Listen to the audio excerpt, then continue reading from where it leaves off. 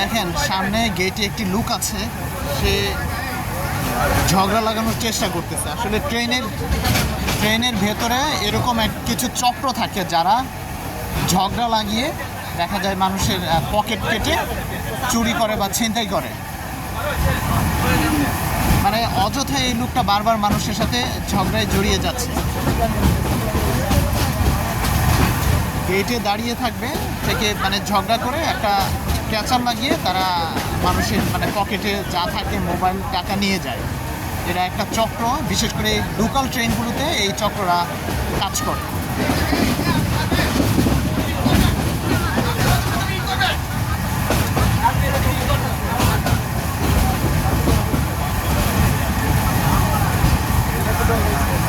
দেখি কি হয়।